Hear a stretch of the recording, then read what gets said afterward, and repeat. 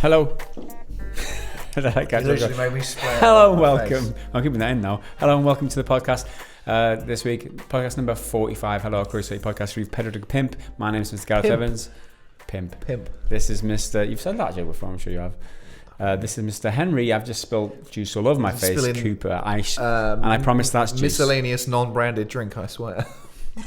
So today, in today's podcast, we have got a feast for everybody. In that I didn't prepare any of it, and it's Henry's doing. So firstly, we're talking about Cyberpunk. I'm going into depth about that because we did cover it in Friday's Daily Triple video, but we just skimmed the surface. We just delivered what the news happened. We didn't really get to deliver what we think about the situation, so we're going to go into that first. Then we're going to be talking about Final Fantasy and whatever thoughts Henry's got on. Just because I want to.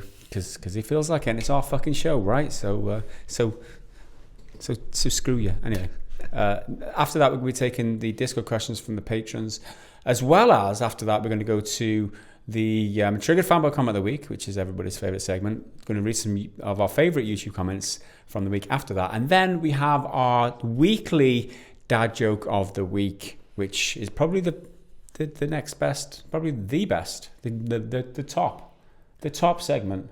You've just got to sit through like an hour and a half of jibber jabber to get to the good stuff. Yeah, we have to be an hour and a half today, Henry. That's your driving up the engagement. That's your deadline. So if people are watching this video and they can see that the video is longer than an hour and a half, right? It's Henry's fault because we've told him he needs to be an hour and a half this week.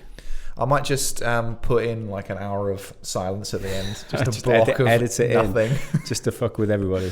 All right, anyway, let's talk about Cyberpunk because it's the hot goss of the day, and I think it's come right at the end of the week, and now all of the outlets are scrambling on a Friday morning to get their stuff out because, as a surprise to probably very few people, it's been delayed by a decent amount. It's been delayed by 5 months. So originally it was slated to come out on April the 16th, so that's really not very long away. But they've released a press release and revealed that it's actually going to come out on the 17th of September. So it's a little longer to wait. My immediate question, before we dive into the press release itself, is why bother giving us a release date at E3 if you're only going to delay it again? Pre-orders. Exactly. Pre-order stuff. I mean, answer. Maybe they didn't foresee it, but I feel like you probably did. It does raise a good question about why anybody ever gives you a release date when they know for damn certain that it's very likely to be pushed back. Yeah. But it has to be because of pre-orders, right? Because pre-orders are so relevant in this day and age because you get all these sales before the game even launches, and they said there was a message in E3 is like, we respect your right to not pre-order, be careful with your money, we are conscientious with you, that kind of thing, because pre-ordering isn't the best thing to do as a general rule, but because so many games rely on them, and because there's so many games being released these days, AAA games, right? The value of the game once it's released goes down the pan. Yeah. You think of the games like... It's like buying a car. It depreciates as soon as you take it off the lot. Unless it's The Witcher or something, or GTA 5, which are ones that just like have had the biggest tails.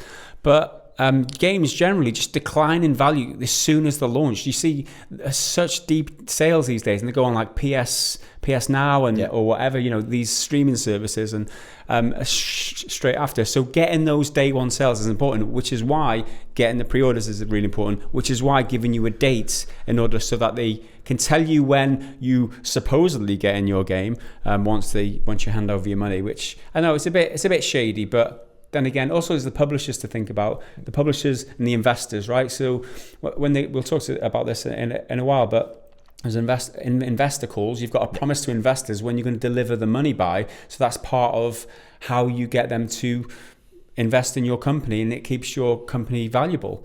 If you say, we've got a game coming, but I'm not sure when it's coming, then it doesn't lead to investor confidence, which is a big thing. So yeah. I always feel as soon as I see a release date come out for a game and that release date is over a year away, I just kind of wince. I'm like, well, what's the point in telling me then? Just tell me it's out in 6 months or 9 months or this fall or something like that. If it's over a year, I just kind of it doesn't really go in my brain. If But it's over 3 months, I wasn't even considering Cyberpunk. It was 3 months out, right? And it wasn't even on my... It's too far away from me. I can't think past like a week or two. Yeah. Might be my age, but... But yeah, I'm still super excited for Cyberpunk, don't get us wrong, but this whole situation it's a bit frustrating, but delays are always good. It's always good to get a delay because it means that they're going to have more time. Even if the game launches and it's hilariously buggy, just imagine how bad it would be if they didn't delay it. Are you frustrated at all by it? Not really. No, me either. No. You know, you said we're frustrated, but no, as a community, I guess, generally was frustrated. But I don't really mind at all. I mean, frustrated about release dates. So many other games. It's just longer to wait. That's it. It's just petty, for surface level entitlement. So I want it now. So many other games as well. But yeah, it clears out a very busy window. That's for sure. But anyway, I'll quickly read through the press statement that they supplied on Twitter. So it says, we have important news regarding Cyberpunk 2077's release date we'd like to share with you today. And as soon as you see that, it's like, well, they're not bringing it fucking forward. Yeah, we're not releasing it today. Cyberpunk 2077 won't make the April release window, and we're moving the launch date to September the 17th, 2020. We're currently at a stage where the game is complete and playable, but there's still work to be done. Night City is massive, full of stories, content, and places to visit, but due to the sheer scale and complexity of it all, we need more time to finish playtesting, fixing, and polishing. We want Cyberpunk 2077 to be our crowning achievement for this generation, and postponing launch will give us the precious months we need to make the game perfect. Expect more regular updates on progress as we get closer to the new release date. We're really looking forward to seeing you in Night City. Thank you for your ongoing support. Martin Iwinski and Adam Badowski, who are the co-founder and head of studio at CD Projekt Red. And there's a lot of nice buzzwords in there, like we want to make the game perfect, and you know, it's all CDPR have a brand name for being like when it's ready type. Yeah, it's ready when it's ready. It was on the very first trailer. The very first trailer is ready when it's ready. And I like seeing things like complete and playable. That means so the game is. It's not finished, but the first draft is done. Like you can, it's like when you're writing an essay in school, like you write it out, and it's like, I can read it. It's not the best it's going to be, but it makes sense, and I can then use that as a base to build on, and then it's just clean up essentially. Yeah, if they're polishing up and fixing and playtesting. You've written here 5 months to polish, right? That's 8, including the 3 months up until when it was. So it's from now until release, the polishing. That's 8 months of polish. And like I said in the Daily Triple, holy hell, like games get made in that time. This game is going to be a really shiny game with the amount of polish. Yeah, I made the point in the video too that it's because The Witcher got criticism around launch, and they are a different company now, right? They're a lot more from my interpretation. They are a lot more sensitive to how they're seen in the industry, right? So this is a decent PR move to say, right, we're giving, for one, our developers more time to work on it, although there are accusations of crunch, which we'll probably get into in a while. Yep. And then for two, that the game, I forgot what my point was going to be. What was I saying? What was I saying, Henry? I have no idea. I don't know where you're going. I was going somewhere with two awesome points, and I only got one of them out. 5 months of polish to be done. They're crunching a little bit, maybe. Yeah, I was saying that in the video. That's right. Yeah. So it can only. I can't. My brain's gone dead again. So the problem is, right? I've been working solid this morning on the daily triple. Only just finished 20 minutes ago. Got my third coffee of the day here, which is not enough for anybody who's in this type of work, and so my brain just ain't playing. Coffee. My brain just ain't playing.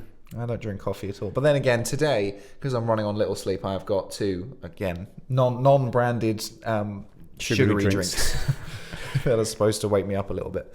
But one thing about 5 months of polish, that's a lot of time to just polish. Like if there was any major bugs, which they've said in this earnings call thing, which we'll get to in a bit, that there aren't any like major technical issues. It's just tidying things up. And that's a lot of time to get things tidy. But then a game of the scale that Cyberpunk is in terms of like just map size and then story stuff and how long it's going to be, just cleaning up all the little things, there's more little things to clean up because it's so much bigger than most other games around right now.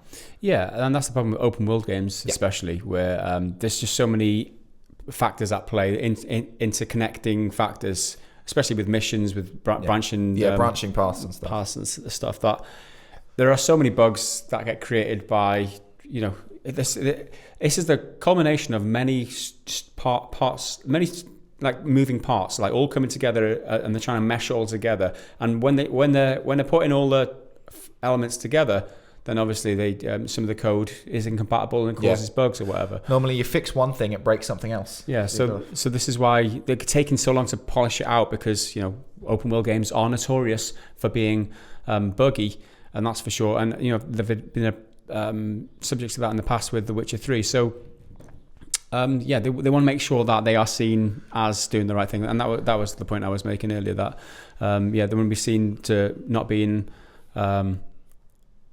crunching, as well as they want to iron out the bugs and be seen as like the good guys, the ones who think about the game in release, and not just be another EA and shitting out Anthem before it's ready to come out.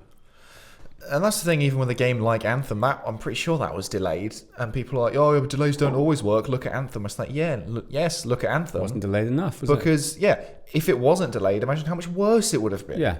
And same with what's the not basketball WWE 2K20. That's a whole unique beast, that game. But I'm happy about this because it means the game will be better in the long run. But also it gives time to play other things, because in terms of just big scale AAA titles that I've got on my personal radar, as well as a smattering of other things around that period. Towards the end of March, on the 20th, there's Doom Eternal, and that's not like a big RPG, so it's not going to be branching paths or anything, but I'm going to be playing that a lot. And then Resident Evil 3 remake on the 3rd of April, then Final Fantasy 7 remake on the 10th of April, and then shortly after that in May, in the 29th, is The Last of Us 2. So there's 4 huge games within about 2 months of each other, and arguably the biggest one was Cyberpunk, and that was wedged right in the middle of all that. There's no time to play anything. But as again, I'll get to it in a bit. In their earnings call, they're quite confident that they could release it whenever. They pretty much say that, like, well, we think there's a game like this will find its audience, and we're not worried about having to compete with anyone. Yeah. We're not worried about when we release it. They are the most anticipated game. They don't, hands down. They're in a quite privileged position in that sense.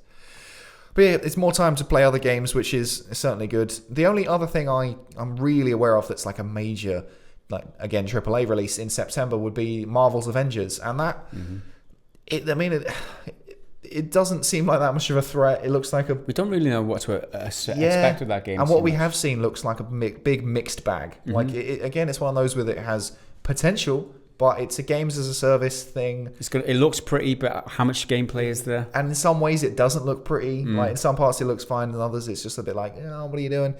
And we just don't know enough about that game yet. And one thing that did pop into my head, even though there's no way it's related, but it did pop into my head, and it's a surface level observation you could make, is that it could kind of look like they're running away from Final Fantasy.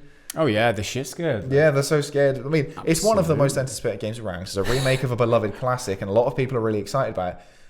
But then Final Fantasy got delayed right into the Cyberpunk window, and then Cyberpunk got delayed to run away. Like the next day, whatever. You could argue that's the case, but it won't be. I don't think anybody in their right mind would argue that that's the case. No, because this would have been discussed at the board level and the operating, managerial level for weeks. They would talk to investors and be like, right, look, we want to do this, but you're the ones who are paying the bill, so you need to allow us to be able to do it.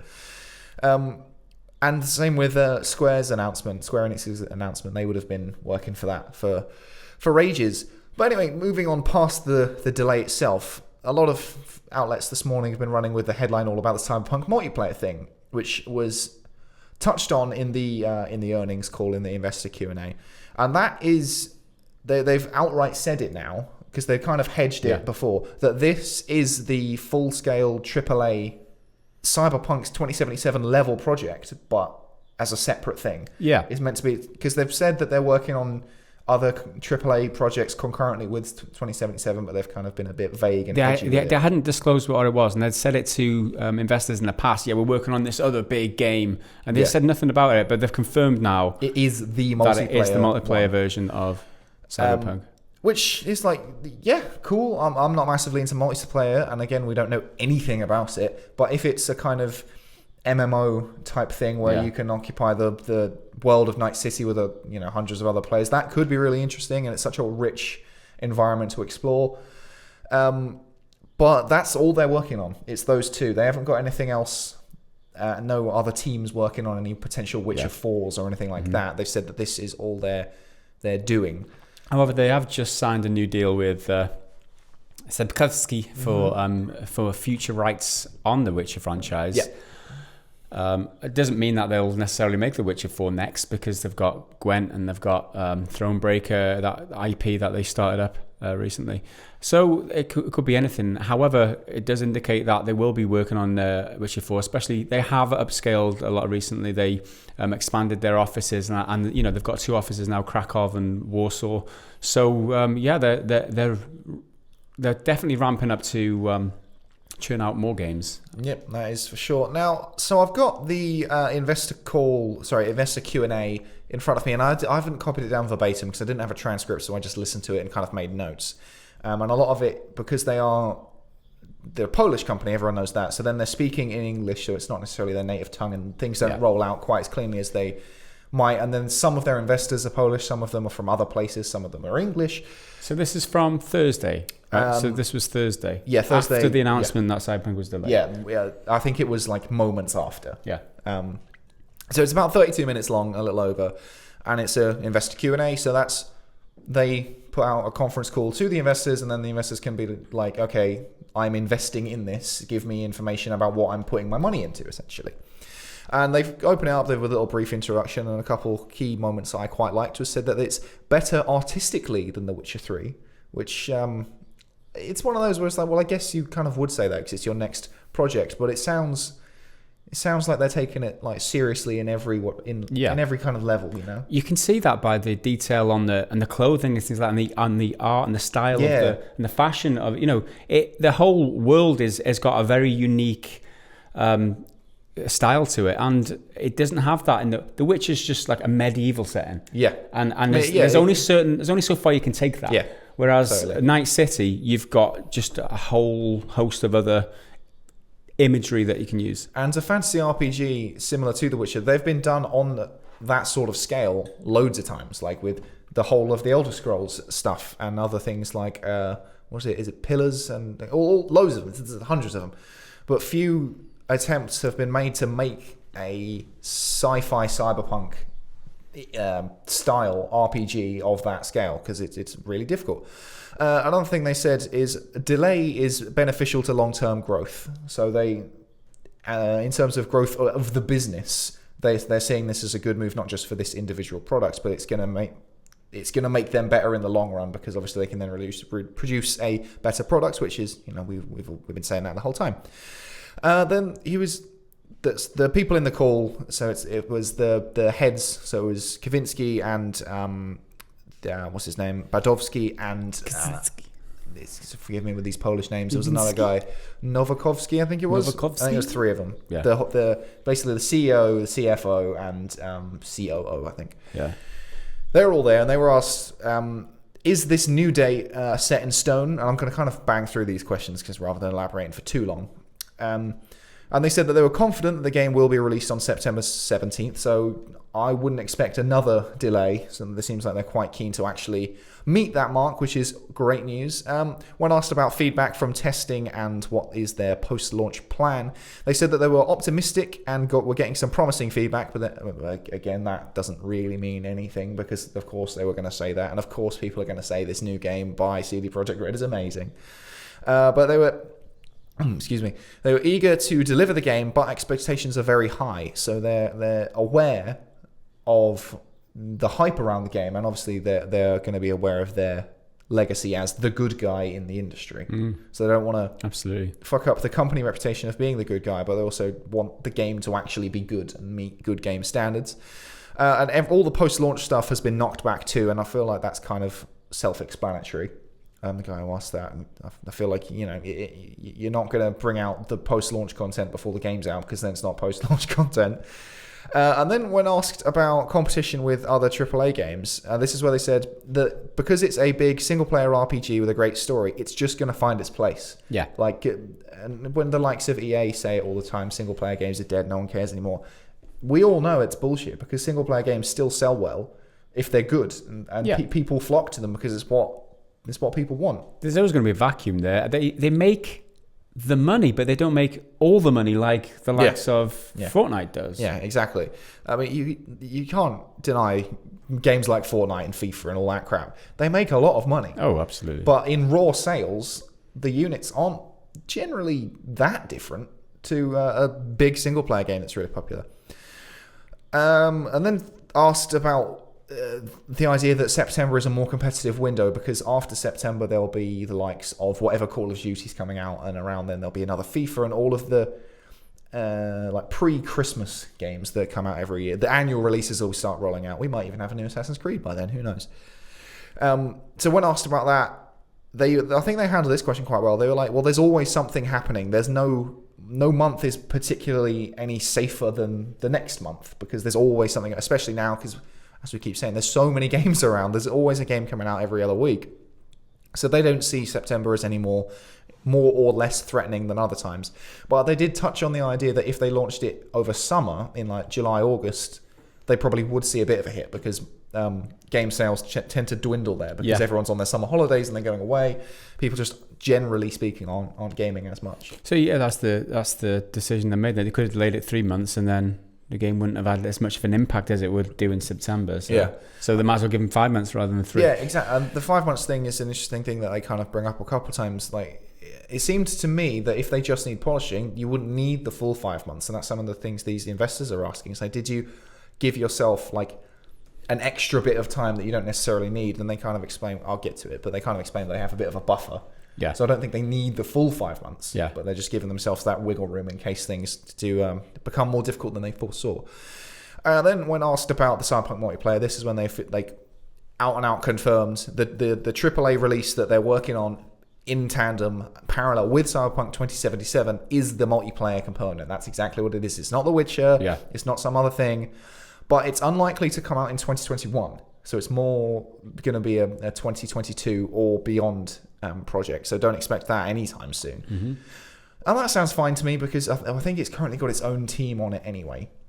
Yeah. But everyone on Cyberpunk now is working on the actual game. And then once that ships, they'll do post-launch cleanup and patches and stuff. But mainly it'll be post-launch content, like expansions and DLC. And then once all of that's wrapped, they'll probably move on to the multiplayer stuff, or go and do another, work on a completely different project. I feel like they announced this now during the investor call, because investors are going to get a bit tweaky, a bit shaky. It's like 5 months until really we expected this game out, and it mentioned earlier, it's going to impact the amount of money that they make out of the shares in the company. So for them to give something back, as in this game we're working on is a Cyberpunk game, so don't get too shaky about it. There's 2 huge Cyberpunk games coming out now, so I think that's why they announced the game as they did today. Yeah, it's just throwing the investors a bone. It's something that they can take away from them and be like, okay, there is another game coming, and it's probably going to make a decent bit of money anyway, because it's got a Cyberpunk logo on it.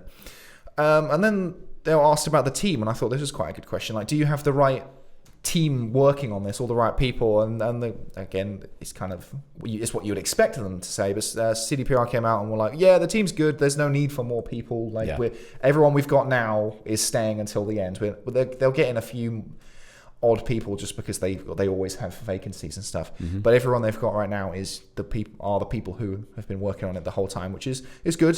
There's no leadership shakeups, not like you hear at BioWare, which we've heard like 100 times this year. Each BioWare studio head has left. The next Anthem lead developers left. The next Anthem lead developers left. And a month later, the next Anthem lead developers. But evidently, that's not the case over at the Cyberpunk team, which is good news. Then they were probed a couple times about whether or not they're thinking about moving on to next gen, and maybe even kind of skipping this gen and like, just be like, oh, well, don't bother doing PS4 and Xbox One, just go straight to PS5 and thingy. But they've pretty much shot that down, be like, no, we're still very much focusing on current systems and current hardware. And then when asked, oh, well, like, you're going to maybe port it to the next gen systems later on, they were like, well, yeah, maybe. We're not thinking about that. That's just not our aim right now. And I think that's... Yeah, I think it's prudent to say that, even if they were thinking about that. You would be questioning yourself as a gamer, like, oh, I might just wait until the PlayStation 5 version if they're making a PlayStation 5 version, but with no guarantee that they are making a PlayStation 5 version, you pretty much have to buy it at launch, right? I'd probably put money that they would do a PS5 version. Oh, they absolutely will. But they're just not going to tell anyone. Exactly, and that's why they didn't say it. Playing it a bit because they want people to buy this version as it comes out. And then they were asked to compare the Cyberpunk delay to The Witcher 3's delay, and I can't remember how long that was, but it... 3 months or something. Yeah, something like that. One of them was 3 months that I was researching this morning. And they said, well, we're not comparing them. They're two totally different projects, completely different scales, completely different genres as well, really. I mean, they're both RPGs, but Cyberpunk is a first-person shooter, which is totally different to a kind of a melee action spell-based system that they've got in The Witcher. And then there was the delay caused by technical issues, or were they not happy with like gameplay fundamentals and like important things, or is it just cleanup and fixing little things? And they said that it is just technical bug fixing and polishing, and that the game is fully playable.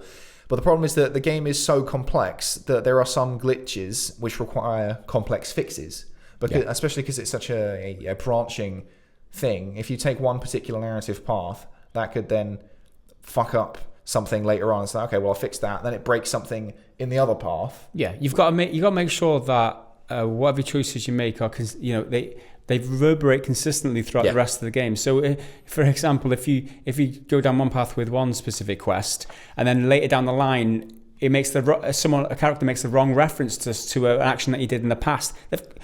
That's going to be immersion breaking, right? That's literally a bug that they have. They need to iron out. That's just, and there must be so much of that. That's just one example of how many things that need to be ironed out over the size and scope of this whole thing. There's got to be loads of work to be done, and they won't even catch all of it. There was a part in a video for the Daily Tripper where I was like, they did say it's going to be perfect. They want it to be perfect. I very much doubt it will be perfect. No, there's not hope in hell that they can make every single thing perfect with the game. That's just the nature of game development. It's the nature of open world games. But they're going to have a damn good go at it with the 5 minutes that they've got. So, I mean, it's good to see that they've got no major fundamental like game breaking problems, but it will just be little things but sort of big things at the same time. Like, imagine if you're doing a run and you're doing a non-lethal playthrough, and then you speak to one of your companions like, oh, I can't believe you killed that guy, and it's because he's taken a dialogue from a different life path or whatever. That's going to completely fuck it up. But it's quite a minor thing, but because it's such a complicated thing, complicated system, it will require a complicated fix. But they've got 5 months to sort it out. Yeah, and they'll never catch anything. I mean, if they want us to be testers for the game, we will do that for you. If we have CDPR, if you really need more testers, then we're available. I'll check my diary, but I'm pretty sure that I will find some bugs in Cyberpunk for you if you need anybody else to. But they can only have, they've only got a certain amount of resources in order to get people into test it. Sorry, the camera went shitty then. So they can't really test it on scale as the same sort of scale as when the game will launch. So they'll never catch all the little bugs as they're trying to comb through it all. It's just impossible. The game is too big. Yeah. And then they're asked about, will this affect their presence at things like E3 and Gamescom, big game expos and conventions and stuff. And they said that they haven't come out with a strategy yet, but they're promising that they will have a presence. But again, they're kind of hedging and being like, it's too early to say that what we're going to be doing, but assume that they will be there. And we kind of would assume that anyway, because by the time E3 rolls around, the game will be 2 months out, 3 months out, something like that. I think when is E3? It's in like July. I can't remember. Anyway, yeah. So that's them basically saying we're definitely going to E3. Yeah. And another question later on is about the press hands-on stuff, but again, I'll get to that shortly. And I like this question because the bloke who asked it, I can't remember what his name was, but he didn't let it go. He probed them a little bit more, which I can't like. So he asked about what more regular updates actually means, like how regular and what constitutes an update. Are you just going to drop a piece of art, or are you going to show like a gameplay demo or something like that? And they said that they're in the middle of preparing to push the game to the ratings boards, so PEGI in Europe and ESRB in United States, so you can figure out the age rating. And realistically, it's probably going to be an 18. It's a very adult game.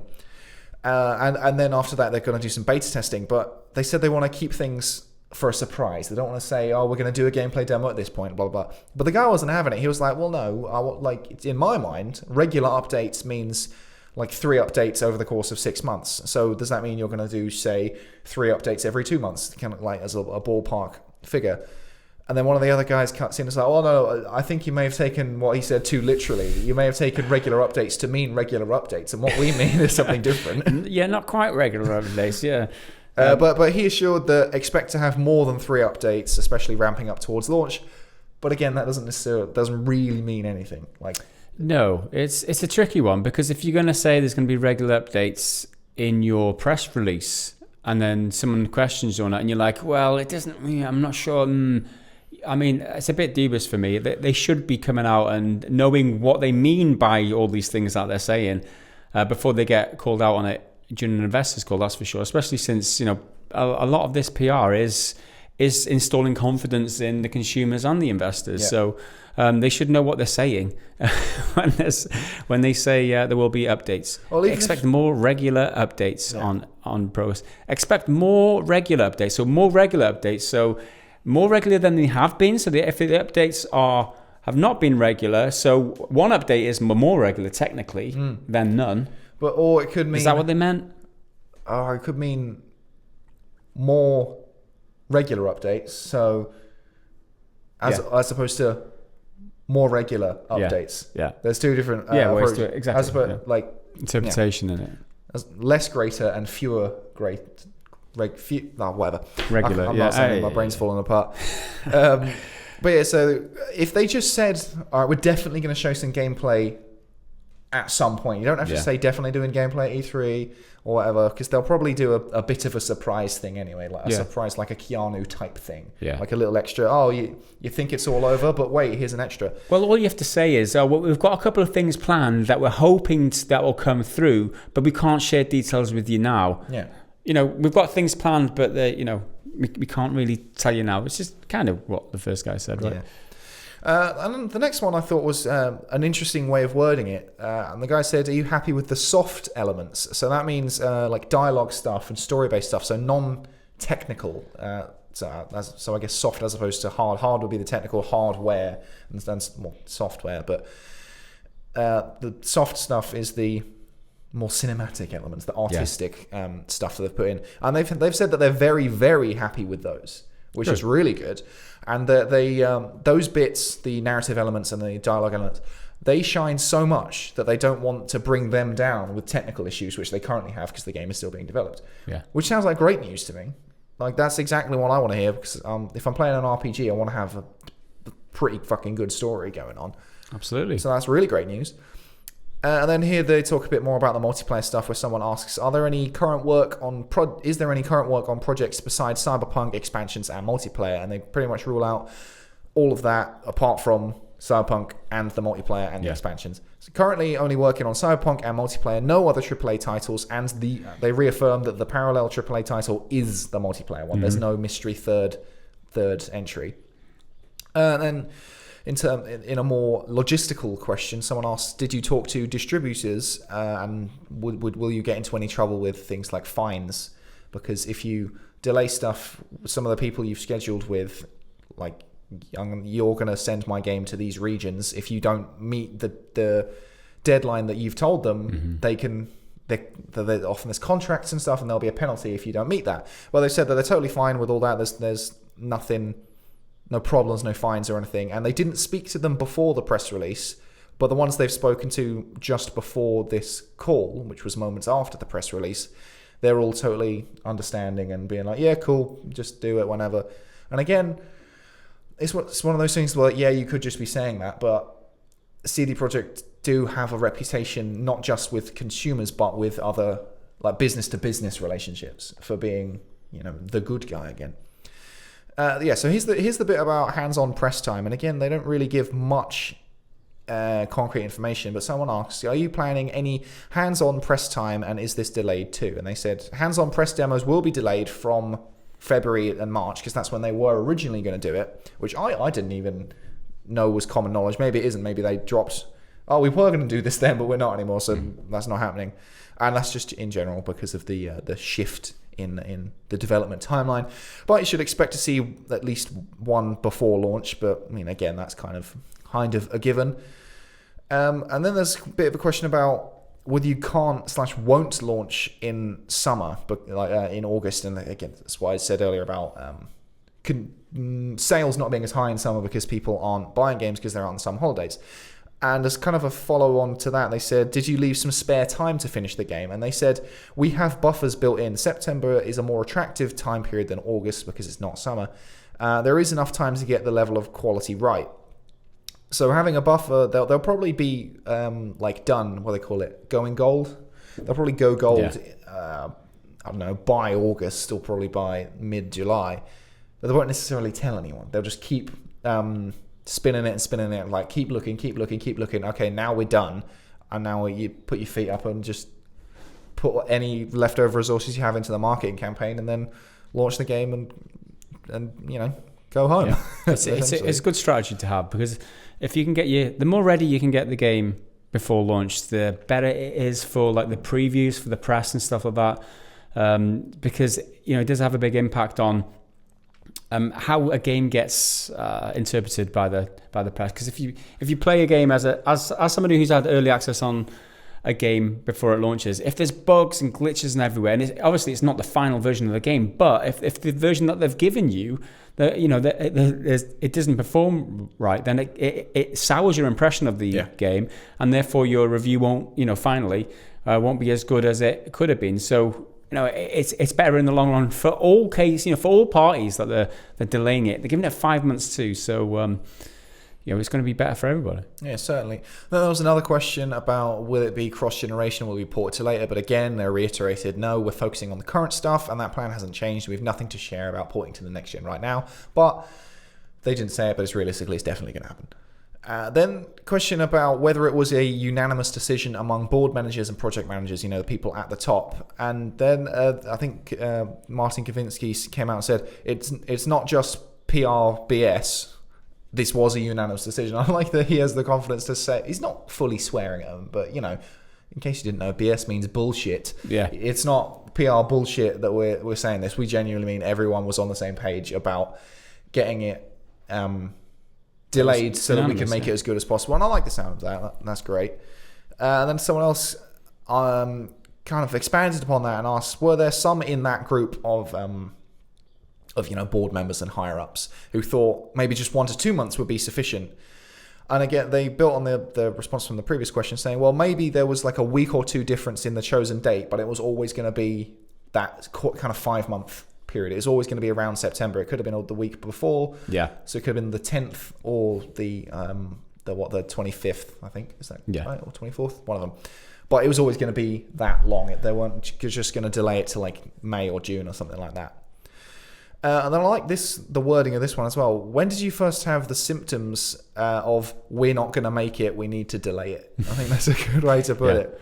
And they said that to deliver such a complex game, the whole experience development cycle is always challenging, and certain things go ahead of plan, certain things are behind plan, behind schedule. But once you've got the whole game and you can actually play it, because as I said, the game is in a playable state, you get to feel how the game should be running, and then you can think, okay, this could be better, little tweaks. So that was basically it. Once they had a playable version, they were like, it's good, but it's not good enough. Yeah, kind of sentiment is what they were getting at. And that this was very much the last chance they had to delay it. Like if they left it anymore, if they left it until into February, they felt that they wouldn't be able to delay it. Yeah, it's fair. It's 3 months since it should have been released, so I don't think that's too late. No. I don't think that's late. I mean, it wasn't even on my I mean, I get excited about a game like a week before, like I've said, but I mean, it is notable. I remember in November there was a Marcin Momo or something, the guy who did interviews. He did the rounds in like Australia or whatever, and like Layman Gaming interviewed. And I don't know if you remember, but at the time he was talking about how much they're working really hard now. They're like nose to the grindstone type of situation at the offices, and I'm thinking, he was talking about stress, and he was like, it's really stressful, the expectation, and there was just something about the way he was talking that I was like, that game's getting delayed. There's just something about the way that he's talking about the game that implies that they're thinking about delays, and that was December. I'm sure it was like early December, late November or something like that. So in terms of predicting if it could have been delayed, I'm sure they've thought about it for a good while, because like a game of this scale, it's been so long in the making. They want to make sure it's right on release. They don't just want to rush it out and then move on. They're not that kind of company. They want to make sure that it's as polished or polished as they possibly can get it. So now on to the topic of crunch, and this came up in an earlier question, and I'm going to say that I didn't forget about it. And I'm going to say that I'm tagging it onto the end because it brings the conversation to a nice ending. Yeah. But I'm going to actually get these up as the quotes, because it's quite an important thing to get it verbatim. And they were, I can't remember what the exact question was, but it was pretty much, well, how are you going about crunch and into crunch period before the game releases, and will there be any of that? And Kaczynski said, to some degree, yes, to be honest. We try to limit crunch as much as possible, but it is the final stage. We try to be reasonable in this regard, but yes, unfortunately. So the easy headline you can run with is, Cyberpunk's going through crunch. And it's like, it is kind of what he said, but this seemed, and his tone of voice as well was very like, I know it's uncomfortable to say because I know how people are going to run with it, but... So, I mean, let's look at the articles out there. You're going around with Cyberpunk 2077 dev will continue crunch to some degree through the 5 minutes delay, which is kind of fair. Yeah, that was not so bad. But VG247 went hard. CD Projekt admits that devs will crunch to get Cyberpunk to the finish line. I don't know, and then people are like, oh, they're crunching on Cyberpunk, and to me that's kind of exaggerating what was said there, and it's also maybe misinterpreting or just not understanding what he means by crunch, because what he means by saying the word crunch might be totally different to what we mean by crunch, right? Because we've all heard the stories about devs who crunch wearing nappies at their desks because they're not allowed to go to the toilets, for people who work in 20-hour days and 7 days a week working week. I mean, that's what we vision up when we talk about crunch. The worst case scenario. That's the type of thing that we think about. But what he means by crunch, we don't know what he means by crunch. He might just mean working overtime for 4 hours a couple of days a week for each person. Like we should you should ask him to define what crunch means. Yeah. And I wouldn't be surprised if after all these headlines go out and YouTubers make their videos about Cyberpunk crunching, let's get some clicks in, that they come out, if it does turn into some sort of sniffle of controversy, that they come out and clarify what we mean by crunch is exactly this. Yeah, I don't want to just be like, give CDPR the benefit of the doubt because we like them, don't want to have any biases like that. But until someone... it's one of those you won't know until after the damage has been done. That is true. To be fair, we don't know. With a case like, was it Anthem? And Jason Schreier's really good piece on how horrendous that was. And most of that was just quotes. Yeah. There wasn't a lot of writing in it. It was just, this is what this person said, look how terrible it is. Mm-hmm. And we won't know until after the fact. So I'm really hesitant to judge his claims about crunch until we hear from developers, anonymously probably through, journalists like Jason Schreier. But you're very much right. It depends on what you mean by crunch, because crunch can mean you still work your regular day. You still work, you get to the office at 9, you go home at 5, and you still take your lunch for an hour.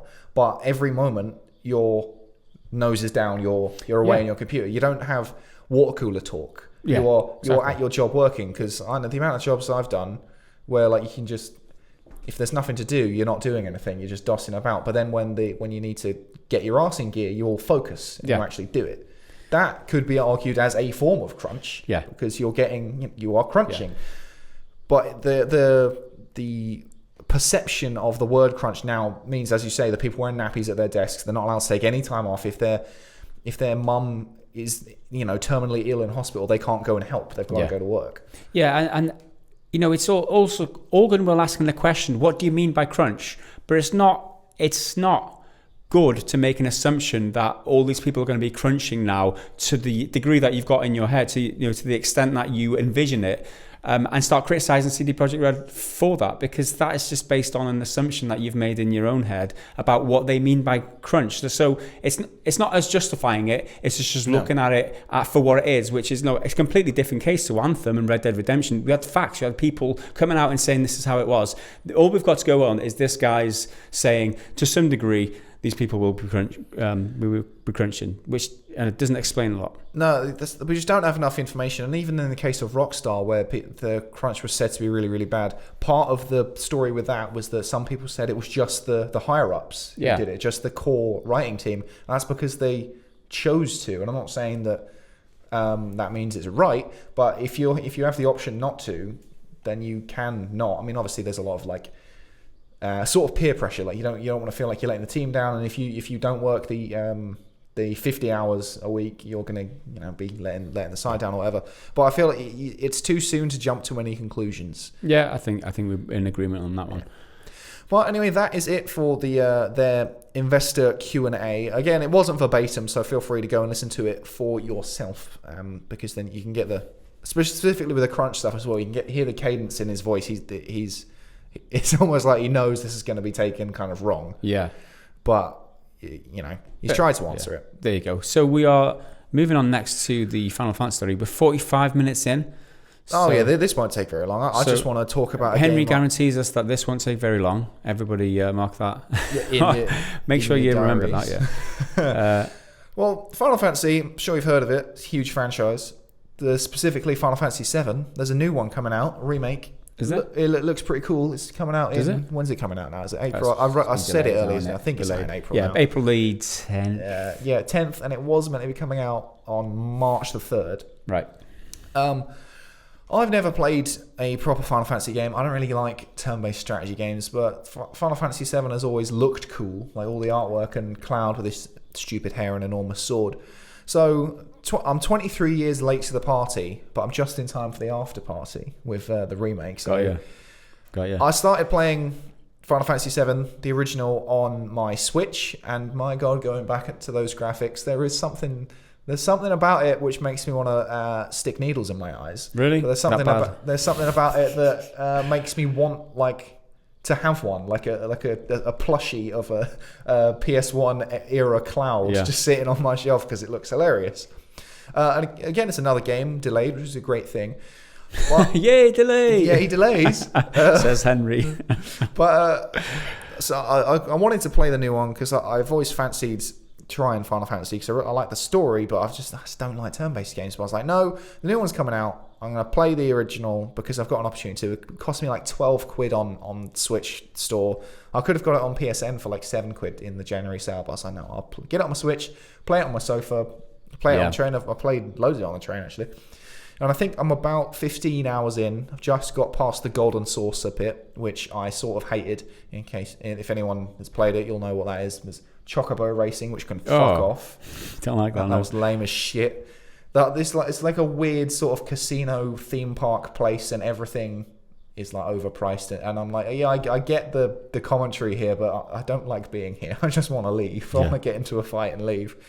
Right, so I watched the movie, which is like a sort of sequel to the game, which is Final Fantasy VII Advent Children as a kid. And it's just because my brother had it on DVD. I picked up the box and I was like, that looks fun. There's a guy with a big sword and another guy with a big sword, but it's a different sword.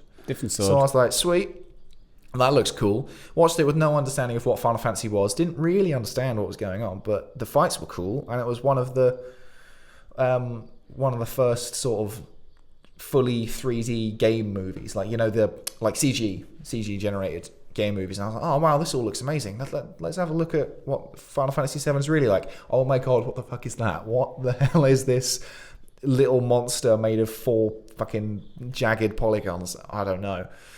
So I thought I'd finally play it, and I'm actually having a really good time. I just wanted to talk about it. There's a lot I like. There's very little I don't like, actually, beyond that it just feels old. Yeah. My major dislikes are that it feels super dated, not just visually, but like the way you move. And a lot of the tutorials are really shit.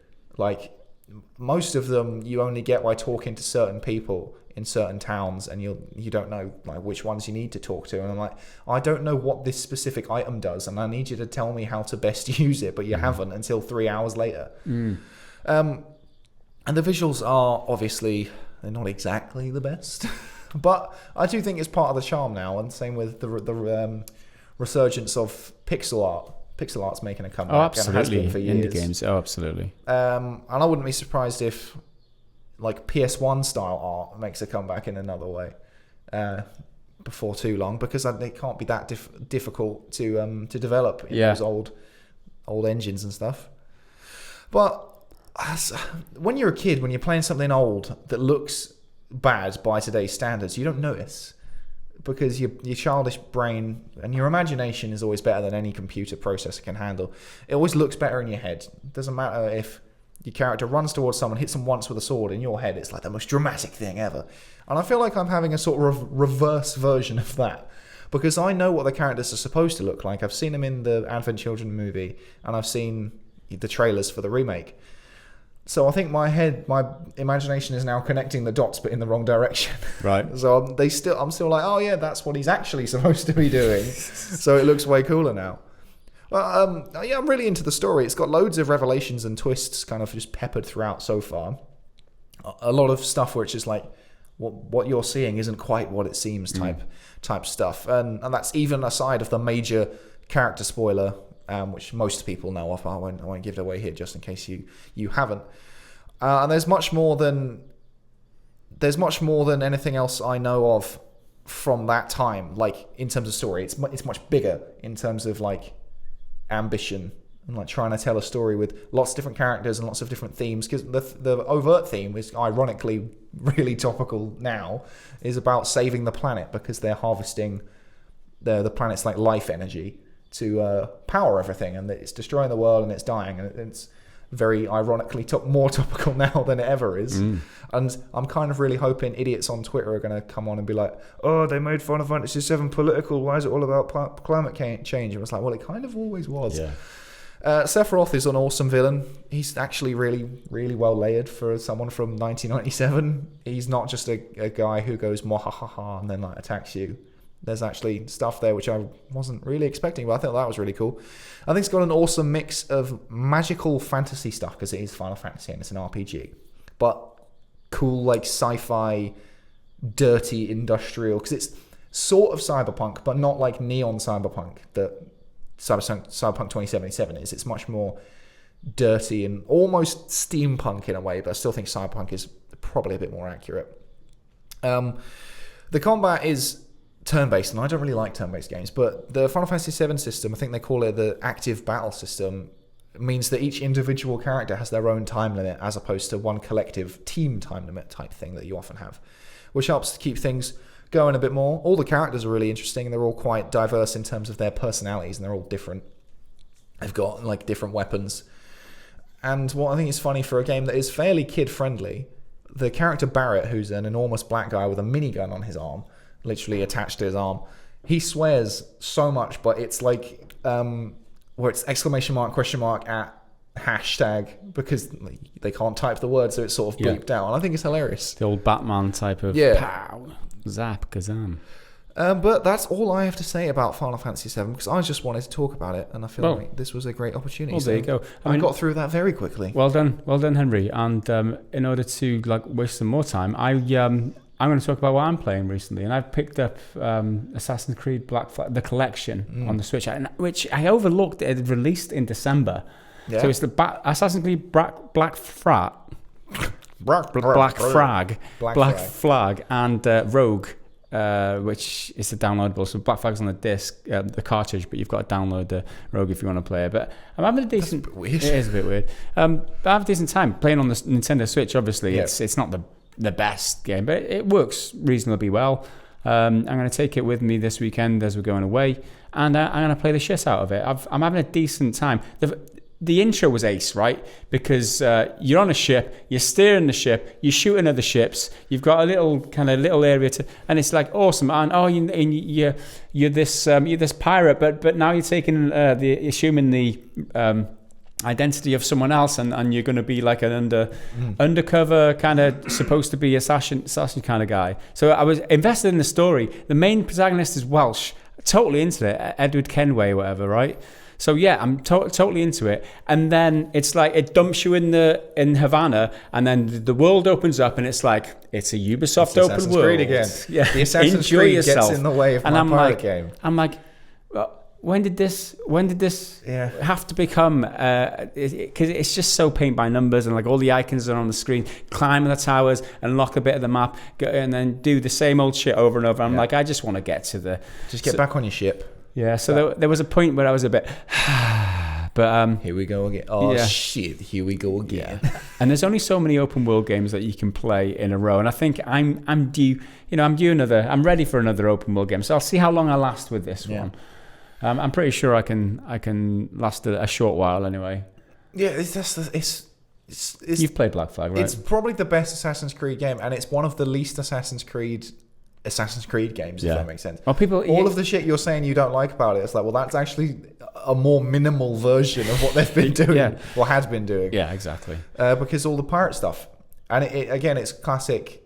It's not Assassin's Creed do it a lot, but it's been done 100 times before by 100 different games, where they give you everything at the beginning. It's like, wow, I feel so powerful. I can do a real fight, and then it's like, nope, we're taking it all away. It annoys me. Little things annoy me. Like you have to play it a certain way, and I like sandbox games where I can do whatever I want whenever I want it. So, for example, you arrive in Havana, it's like, that's where you buy the weapons from. That's where you do this, that's where you do that. Right, fine, right, I've got all this money. I'm going to see what weapons I got. You can't buy pistols. Oh, you're not allowed pistols yet because you haven't reached the level. You haven't done the mission yet until they introduce the pistols, and then you got to go back to the guy and buy pistols. I'm like, come on, you don't have to hold my hand. I'm not a fucking kid. Just let me play the game. Like, just let me try and imagine that this is real. Don't gamify it too much for me, because I can take care of myself. And that's just, I get irritated easily by things in games. And another one was sometimes when you're running and you press the free run button and you run and stuff. Yeah, you run, you grab onto a ledge and it just stays there. And I'm like, I'm supposed to be fucking free run. What do I like? Push up? Do I let go of the just? I'll think about it. Oh yeah. And especially when you've got these random encounters where there's you've got to catch this like flowing musical note, or there's a guy you've got to catch, and I'm like, yeah, I can do this. But this mechanic of free running only works as long as you want it to work, and then it just freezes like an idiot there. And I'm like, oh, come on, man. Yep. And it's just a couple of minor irritations. I do like the game. Free running just breaks sometimes. It's nowhere near as bad as in the first one, because in Assassin's Creed 1, it's fine. You're in the city, but then if you go to the docks of the city, I have no idea why, everything goes wrong. Yeah. And in that one you couldn't swim, so if you hit the water you die. Wow. If you jump straight, and he'd be like, nope, I'm going that way. Yeah. So I was like, is it because of the water simulations or something that's tying up too many system resources? The free running precision's just gone, but that was a fucking nightmare. To be fair though, having not played an Assassin's Creed for a good long time, and I think Syndicate was the last one I dabbled with, and before that it was like Assassin's Creed 2 or something. To be fair, right, the fact that you can free run and there's so many places to grab on and to go over, they must really plan out those buildings and exactly what part of the buildings to plan out. It'd be cool to see like a wireframe of them. Exactly how much work goes into allowing you to free run from a tree to a building, and like on such a minute detail on such a huge scale. It's got to be so much work with the character animations looking natural for the most part anyway. Yeah.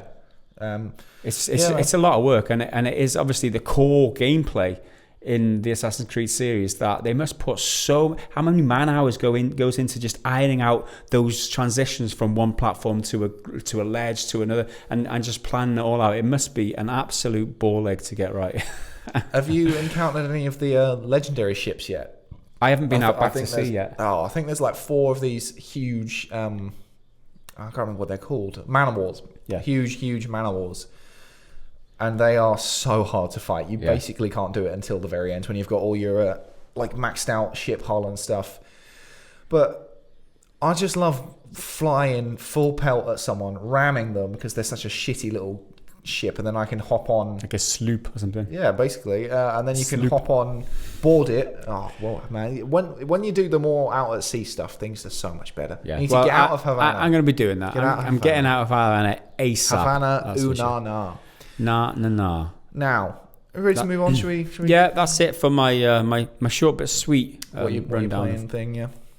So yeah, let's move on to the Discord questions. So these questions are put to us by our Discord, our patrons over on our Discord channel. You get access to the Discord if you become a patron. Support us from as little as $1 coin a month. So if you want to toss a coin to your favorite YouTuber.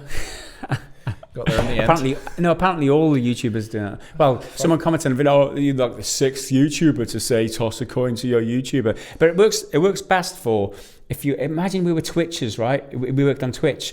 Throw a coin to your Twitcher. Yeah. I bet they're all over that on Twitch. They're definitely on it. Well, the thing is, on the same video, I'm certain I saw some guy saying, I love that this is actually a mainstay of the outro now. Yeah. Like, you're still doing it. It works, man. Anyway, patreon.com/prettygoodgaming, because it really does help us out. So, one of the perks of being a supporter of the channel is that you can ask us questions on the podcast. And we have, by the looks of it, 10 or so questions today, maybe a little bit more. So let's get into it. Right now. Where are we? Sure. First up. I'll go first with DC the Tog. If you could remake any game for the new generation of consoles, same plot and everything, but updated features, graphics, combat, etc., what would it be? This is an easy one for me, and I don't think they're ever going to do it, but I would so love a Metal Gear Solid remake. Mm-hmm. Don't change anything apart from visuals, keep pretty much all the mechanics the same, keep all the stupid, weird Kojima-isms intact. I just want to be able to play it with the Phantom Pain like graphics and visuals. Yeah. And the Phantom Pain engine. Other than that, just keep everything the same. I'm going to go for, like, if I'm going to get a remake of anything, it's going to be Sid Meier's Pirates. It's going to be Sid Meier's Pirates, the best pirate game ever made. Fight me for it. I mean, I would argue with anyone with that. But the gameplay on that is solid. It's absolutely solid. They remade that with, decent combat, hand-to-hand combat, and then you've got ship battles, and you've got other interactions in towns and shit like that. It would be amazing. I feel like we need to somehow get a load of money and set up a studio and just poach all of the people who made the naval combat from the Assassin's Creed games and just be like, right, look, don't do a fucking games as a service thing. A couple of million. Don't leave the ship. Yeah. You could make it stylized so it wouldn't cost so much on the visuals. Just fucking make it good. Yeah. There you go. Next question, DC the Tug. Another question from DC the Tug. I thought you'd copied it twice there, but no. If you could change one thing about any game, what would the game be, and what would you change? For instance, if I could change one thing about EVE Online, it would be to make the combat more like Battlefront 2 space combat, real-time and fast-paced. That's a good call. EVE Online is very, I don't know, it's deliberate. It's like, specifically on EVE Online, what I would change about the combat is that you could target individual, they probably might have even implemented this change, but target individual systems, right? So if you want to incapacitate a ship, like you can do on FTL, if you can just target the engines or target the weapons or whatever, and then it adds a different layer to the combat. But specifically about another game, I just completely get rid of push and hold. I just completely hate push and hold. Push and hold to open the. It's like open the menu. It's like, what? Don't let me push and hold or press a button to go up a ladder. No, just let me walk up to the fucking ladder. You should know that I'm by the ladder by the fact I want to go up the ladder. Right? Yeah. Just change that for all games. Push and hold, my fucking arse. There'd be so many little ones. The Battlefront 2 space combat, I think, is a great shout for loads of space games, because I think it gets overlooked. Battlefront 2 space combat is actually really good. Loads of little things in games like Red Dead. Let me run in the camp. Don't talk about Red Dead. Like, oh man, don't get me started on Red Dead. One or like tricking those. No, there's not. It's all the authorities. The authorities. Well, the way I play Red Dead is if they insult me, then I'm going to insult them back, and then they'll try and kill me, and because I'm the player, I'm going to fucking kill them. You look at somebody you just stand there and you look at somebody because you want to try and admire the animation or whatever. They're like, "What are you looking at?" Punches me, and then the cops come and arrest me or shoot me or whatever. It's like, fucking hell, man, so aggressive. Yeah. Anyway. It's like, I'm the fucking dickhead here. Anyway, thanks for your question, DC the Tog. Next one is Akimaran, and I believe this is a continuation of an ongoing question, which is, we are the heads of two rival video game production companies, but we're both like evil, well, not necessarily evil, but, you know, big corporate CEOs of an Activision level company, and we make different decisions with situations provided to us by Mr. Akimaran. So, what started off as a play on Shag, Marry, Kill is now a game company CEO simulator. I must say, great responses to last week's question. You both went in different directions. Here's what happened last episode. Recap. Last week on the PGG podcast. So, Coop Corp, which is me, and Goliath Studios, which is Gaz, made mistakes with the franchises God of War, The Last of Us, and Horizon Zero Dawn. They now had to make a decision on how to handle the situation. Coop Corp tries to fix all three games at the cost of the company. However, Henry, the famous CEO of Coop Corp, brought back all of his employees after the studio had to let them go. Who would have thought that a CEO would put his own money into the company? See, that's a great fucking show. Yeah, so the thing is, we broke a bunch of games, and you could either write them off or you could fix them, but at a cost, and some team members would get fired. So I chose to fix them. The team members then all left, and I was like, well, they're going to form their own studio, so I bought the studio. You can't afford it, so though. They're back. How can you afford it when you had to let them go in the first place? Let's just ignore that bit. No, because I bought it with my personal funds. It's not a business expense. It's my millions from siphoning off shares. Of course. Goliath Studios is moving on, not making a single statement on the damage they have done to the beloved franchises. Rumor has it that they're working behind closed doors on a new IP. Yeah. Due to the popularity of games, not every studio is able to keep up. It has come to your attention that the following three companies are closing their doors soon: Paradox Game Studios, Firaxis Games, and Creative Assembly. You buy one of these companies or fund them to keep their business going. Which studio would you buy and fund / why? So I only get to pick one. It's not a Shag, Marry, Kill. It's just pick one to save. And my immediate response, and I haven't really looked into, I've heard of Paradox and Firaxis, and I just need to double check what they do. But Creative Assembly... Paradox do all the strategy games on PC, pretty much. Although they're all strategy game producers by the looks of this. Yeah, Creative Assembly do they do Total War? Yeah, they do Total War, yeah. But I'd probably pick Creative Assembly just so I could get them to do an Alien Isolation 2. Yeah. Because I love Alien Isolation. I'm not sure they own the IP though, so it's... Yeah, that's the thing. I don't know if they do, but we'll get that team to make... It's not... Get that team to use that tech to make another really fucking good Okay, so let's game. go through these in order. First one was Paradox Interactive. So you've got the likes of City Skylines, which is awesome. You've got the Crusader Kings franchise, which they're making Crusader Kings 3 now, which I'm looking forward to. You've got all the other Stellaris. You've got all the other classic PC. Hearts of Iron, Europa Universalis, and Pirata Rome, which wasn't too well received, came out recently. So you've got all of those IP, and then Firaxis have got XCOM, Civilization. They've got Sid Meier's Starship. Have they got Pirates? Sid Meier's Pirates. I'm buying Firaxis. It was my last thought. I mean, it was my last choice, right? I could Creative Assembly because they do the Total War series, which again is a beloved. I could totally turn that around. I can take them back to the roots and just go, because I absolutely love Rome Total War, my favorite games of all time. But these days they're releasing Total Wars and they're doing all fantasy things, and yeah, all right, that's all good and well, but it's not Rome Total War, is it? But yeah, I've got some of my best gaming memories is from Creative Assembly games. So I was going to pick them, but then I saw that Firaxis own or have Sid Meier's Pirates. I'm not sure. I mean, Sid Meier games. I mean, it's going to have to be Firaxis for me because you all know how much I love Sid Meier's Pirates. Well, I'm not massively into strategy games altogether. Like, I like them, but I never play them. Paradox don't have anything that's particular. I've got any feelings towards, so they can get in the bin.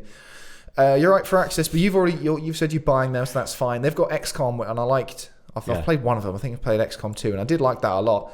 But you've bought them anyway, so that makes the decision easy. I'm buying Creative Assembly. I just want Alien Isolation or a game like that again. I loved that game. That's fair. Thanks for your question, Mr. Akimaran. And gotta be said, keep the questions coming, dude. Keep them coming. Metal Shark's next. With the next generation consoles getting ray tracing and ray tracing updates / mods to old titles, making the graphics more palatable, which older game that you didn't get to play at the time and whose graphics have aged badly would you consider playing with a ray tracing update on PC / console?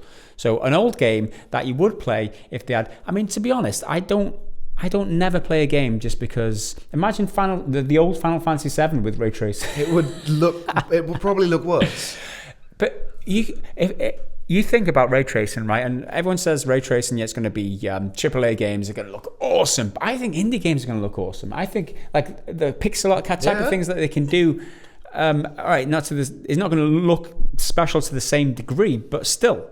I mean, lighting technology in games have advanced so far that the average indie game now looks special because of the lighting, because of the glare and stuff. So the amount of difference ray tracing could make to all types of games, not just AAA games. Well, you could pick any game from the last 10 years and make it awesome. 10, 20 years even. I don't know if I'm that fussed about ray tracing. I prefer cool. gameplay. If it's there, cool. Nice. But it's not a make or break thing. It's not going to make me go back to a game just because it's there. But if we're doing like graphical mods and shit to old titles, I'd love to see someone try and make like a photorealistic version of quite like a cartoony game, like a photorealistic Super Mario Bros. Or something. I think that'd be really weird to look at. That'd be weird. Yeah. It'd be like a car crash, looking at a car accident. You can't bear to look away. Yeah. All right, next question anyway. Thank you for your question, Malshock. Tons212. With Sony opting not to go to E3 and Nintendo doing an E3 Direct, do you guys still think E3 is relevant in a time where everything is digital and engaging with gaming is made so much easier? So, stuff like E3, people are always saying it's dying, and arguably it is. Viewership's going down, attendance is going down. But so long as people keep going, it will still be relevant. And so long as people... What I like about E3 is it's a time for everyone to come together and just be like, here's a bunch of cool stuff. It's game stuff in a one little pocket period, and it makes for great news to come out with really easily. So I still think it's relevant, not as relevant as it perhaps once was, mainly because it's digital. You're totally right, because all the trailers you can just watch on after the fact anyway. You don't need to go. So E3 is changing anyway. If it does go the way they seem to be wanting it to go, which is an influencer-based almost festival, that would probably kill it for a lot of people, including me. But I still think it's relevant to a degree. Yeah, I obviously think it's relevant. I still think it's relevant, but I think the people saying it's not relevant are the people who just want to get clicks. To be honest, just because Sony's not there, they're upset, and people harnessing that emotion to try and get people to click their videos or to click on their articles or whatever. I mean, you see them all over the place. Of course, E3 is relevant. It's always going to be relevant. It's a huge brand. Everyone recognizes E3, and if it's not the PlayStation and the AAA kind of publishers, if it's not them, then someone else is going to step up to fill that void. There's so many people who would be excited to be at E3, and it's relevant to them. Like, are indie focused events irrelevant just because they're indie focused? No, of course not. So saying E3 is irrelevant just because PlayStation isn't going, it's a bit arrogant if you ask me, because there's always going to be people excited for games, and E3 is one of the biggest ones going. Yeah. So as long as the gamers care, it'll be relevant. Yeah. And once the gamers stop caring, then it won't be. And a lot of people, as you say, on YouTube saying E3's dead, but people still go. People still buy tickets. Yeah. I'd go if for that opportunity. Of course you'd go. It's a big festival of Imagine if you lived celebration. in LA, you just go like on a whim. It's like, oh, well, what are we doing this weekend, honey? Oh, let's take the kids. Let's go to E3. Let's queue, 4 hours to play a demo of a game. Okay, the next question is from Metal Shock, right? And I noticed that you'd copied and pasted, and the answers were, because this is a quiz for Henry, right? The answers were on there, so I've deleted them out. Oh, well done. And so you haven't, he obviously hasn't reviewed it. And I'm going to ask you from here because I've got it on the Discord app here.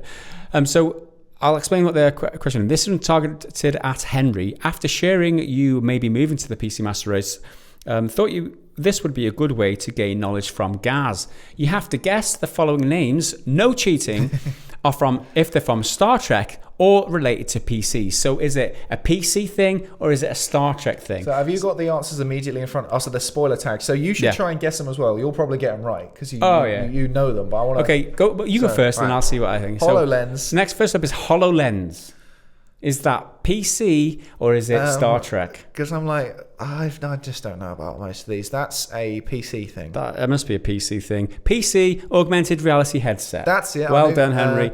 A holodeck, that's a Star Trek thing. Holodeck is a Star Trek thing. Well done, Henry. Next up is a Biostar. What's a Biostar, Henry? I'm going to say that's a Star Trek thing. Is a PC manufacturer is Biostar. Well, I thought bio would be like an organic thing, but PC's tech. Oh, fair enough. Next up, Comet Lake. Is that PC or Star Trek? Let's go Star Trek again. It is PC. It's an Intel processor. Subspace. Star Trek. That's definitely Star Trek. Quantum Bigfoot. PC. Yeah, it has to be PC. It's an old 90s hard drive. I think I have heard of a Quantum Bigfoot, actually. Next one, Baryon Sweep. Star Trek. It is a Star Trek thing. It's like the radiation removal from a ship, right? Tachyon Beam. Star Trek. It is a Star Trek, and it takes out shields. It's a weapon. Docking port. Well, that could be either. That's both. Because the docking port could be on a PC and a spaceport to dock a ship. But according to Metal Shark, who is the quizmaster, it is Star Trek. It allows crew to move between ships. Okay. And next up, I would firmly argue that you could get a docking port on a PC. Yeah, you probably can. Docking station is the last one, and that's probably what you're thinking of. And but that again, is a PC. No one cares, Alexa. She woke up then. Alexa, shush, please. Thank you. I'm being kind because I'm on camera. She was offended by the Star Trek. I think I did okay. Maybe. It's weird how the tech chimed in on the tech question, isn't it? She's trying to tell me. Anyway. I wonder if she'd fucking... You did all right. You got a couple. I think I got a solid 50%. Great question, though. I saw it when you first posted it, and I was just like, oh, Christ, this is going to suck. Also, a question for Gaz. What VR headsets did you settle on for the kids? Obviously, the cheap ones. The Quest. Oculus Quests, right? They're the cheap ones, yeah. So that's what they got for Christmas. And what have they chosen to play? What do they play? They play the free one. They play Rec Room, obviously. They play the one that I didn't spend money on. So yeah, that was the answer to that one. Well, the next question is an ongoing question from Not That Rob Lowe, and it is a question where we first had to tell our favourite video game from the year of our birth, and then it goes on plus 1 year for every episode. The only stipulation is that we have to have played the game. So now we're at year 15. Favourite game, if you will, please. Only one choice for me, Killer Instinct. I dread to think how much money I put into that arcade machine. Now me, because I'm a wee young'un, I'm in 2010 now. I'm 2010, 15 years old. And my gosh, there's a handful of really good ones here. Yeah. Mass Effect 2, not even played it, but it's meant to be really good. Call of Duty Black Ops is certainly one of the better Call of Duty games. Halo Reach, Limbo was awesome. Assassin's Creed Brotherhood, which might be my second favourite Assassin's Creed game. Where are we? Alan Wake, again, not played it, but people really like it. God of War 3. Dead Rising 2, which was really good. Fable 3, which a lot of people really didn't like. I still liked it at the time. Where are we? Tom Clancy's Splinter Cell Conviction, which was just awesome. Dante's Inferno, which was one of the most random games that I didn't like, had no place existing, but there it was. Just Cause 2, Metro 2033, I mean, there was a decent Star Wars: The Force Unleashed 2, which again everyone hated, but I still enjoyed it. But it's such a no-brainer for me, and it's right at the front of this list when you type in 2010 games on Google. It is Red Dead Redemption. Boom. Not even a single doubt in my mind that is the best one. Not a doubt. So my year, which I haven't researched, is 1995. I'm sorry, I've been busy I forgot to research this, but doing some quick looks this more just right now, in fact. Just looking at the list now. Destruction Derby was one I played a lot of. Great. Also, there is the Command and Conquer. I played Command and Conquer a lot too. That was one of my first kind of strategy games, real-time strategy games. It was really good. 1995 was the year, developed by Westwood Studios. I'm going to go with Command and Conquer because I think that's a precursor to a lot of good games that came out, and it's a classic. So there you go. Having not done enough research, there's probably a better choice out there, but I'm happy with that choice. I just googled mine, and it was just the first one. I always look at videos. I part of my week is like looking at a video and just looking at all the old games in like a highlight reel of old games. But I haven't done that this time. But tough. Thanks for your question, though. Not that Rob Lowe. Moving on, Frozen Monkey. With respect to the theory of evolution and the breeding out of useless or negative traits in the animal kingdom, why do men have nipples? I mean, that's so. I'm not sure we're equipped to handle that sort of question. It's more to. I mean, I don't know what podcast you should be asking that to. Maybe kind of gaming related. Brian Cox or Neil deGrasse Tyson or something. I think it's the same reason why everyone has appendixes, because who the fuck knows? Is the answer. Who the fuck? It's one of the life mysteries, right? All right, now for a gaming related question. Thank you very much. Rudy Manchego. Who should join Smash Bros next? Phil Mitchell from EastEnders, Deirdre Barlow from Corrie, or Harold from Neighbours? So when I first read this, I was it's just who do you want to be in Smash? That could be anyone, any video game character, but no, from these three. Yeah. It's got to be Phil Mitchell, right? He's the fighter. Yeah, mate. It's gonna be Harold. You thinking Harold for fucking Neighbours? It's gonna be Harold from Neighbours. But that's when Neighbours become good friends. They're not gonna fight. They're good friends. But Phil Mitchell's killed people. Harold, I'll have got amnesia for like 10 years and came back, and then he. So to me, he could have been anybody. He could have been like a hitman for 10 years.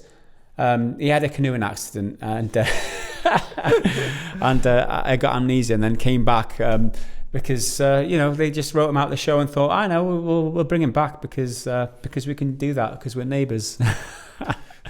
It was great. Phil Mitchell's obviously the obvious answer, but I would go for Harold. He's going to be like a tanky character. He's not going to be very fast. Be like a Bowser. Yeah, short, stocky. Yeah, just big unit of a blow. Although Deirdre Barlow, I reckon she could be quite scrappy. Yeah, she could do some damage with my razor blade or something up close.